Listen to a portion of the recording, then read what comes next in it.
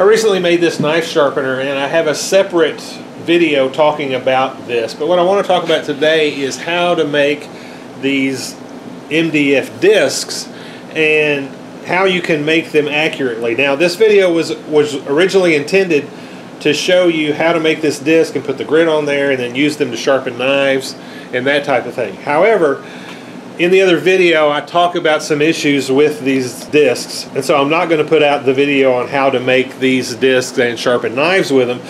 But in that footage there is some valuable information in how to make a disc that you get a hole in the middle that is concentric to the outside edge, to the point where when I tested these, there's only 0.010 run out to the edge of the wheel, and then you also wind up with an edge that is perfectly 90 degrees to the face and flat all the way across. Now, in order to do that, you are going to need to have a router table to do it. Now, in the footage that follows, I'm going to use this in order to cut the discs. This is actually a shaper, but it's really nothing more than a router table that's industrial sized. And rather than have a giant bit like this, you would use something like this, which is just a straight bit for your router. The other thing is I don't have any of the safety guards in place because I want you to be able to see the bit and see it cutting. You want to have all of those in place before you start, of course. So you're going to have your bit down below your disc before you start. And then you're going to turn it on, and as it's running, you're going to feed it into the disc. You want to have a good, strong hold on your disc, because as this feeds, it's wanting to drive that disc and spin it and throw it off of there. So you want to have a good grip on the disc and then raise that bit. I did 3 passes in order to cut 3/4 deep, so I did 1/4 inch at a time. Get a good grip on that disc, raise that bit 1/4 inch into it, and then you want to turn it opposite the bit. The bit's turning this way, and you want to rotate that disc this way, because if you come this way, it's going to feed it in real quick and throw it. Do all of this at your own risk. I'm just showing you an idea that you might have a use for if you've got to have a disc that's accurate. You may want to make those wheels for sharpening, and this is a good way to do that. If you have a router table, you can get some very accurate discs, and it makes the sharpening process go much better. I've just got a divider here with a pencil on it, or a compass, and just hold one in there, and then I'm going to go, I want these to be 10 inches, so I'm going to set this for like 5 1/8. That should give me a 10 1/4 inch, which will give me plenty of room to clean up the edges.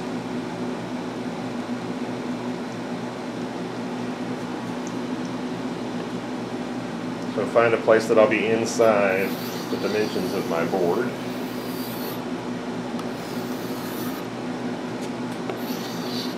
Okay, so here we are. I rough cut it on the bandsaw, and I drilled the center hole to 1/16. I'm going to put a brad down through there, and I'm going to trim this up on my shaper. It's basically just like kind of a heavy-duty router table. Okay, so I've got a piece of wood clamped down on the table. You know, if you're doing this on a router table, you could just drive this into your table, but this is cast iron, so I can't do that. So I've got a piece of wood on here, and then I drilled this hole to make sure that it was going to be straight up and down.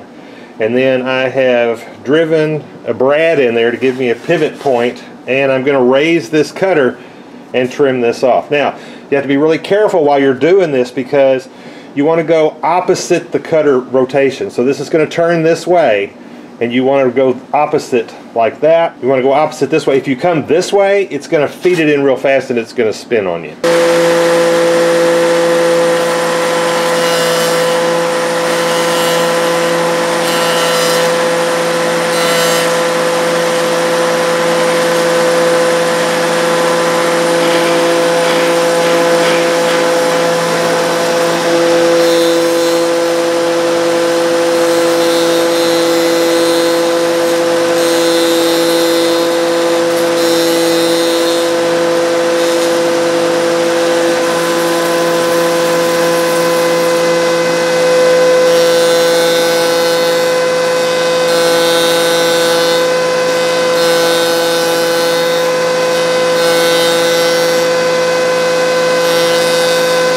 Okay, so now you can see I've got a very smooth, very flat 90 degrees to the edge surface here, which is exactly what I want. So I'm in good shape. Now, the next thing I have to do is get a hole in the middle that is exactly concentric to the outside. Okay, so I've got a 3/4 inch Forstner bit in here. That's the size of my arbor that this is going to mount on. And so I've got to get this hole exactly in the center of this Forstner bit. So luckily a Forstner bit has a little point on it.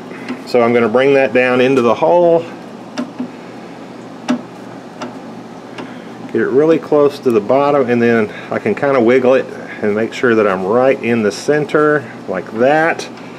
And here we go.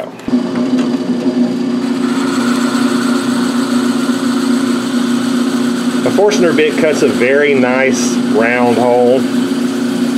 Very clean on the side, so it's a good choice for this. And that's got us all the way through. Alright, so I just wanted to see how much run out I had once I got this mounted. And it's less than 10 thousandths. Which is pretty good for woodworking tools. Alright, well, if you have a need to make some accurate discs, I hope that was helpful to you. Thank you for watching.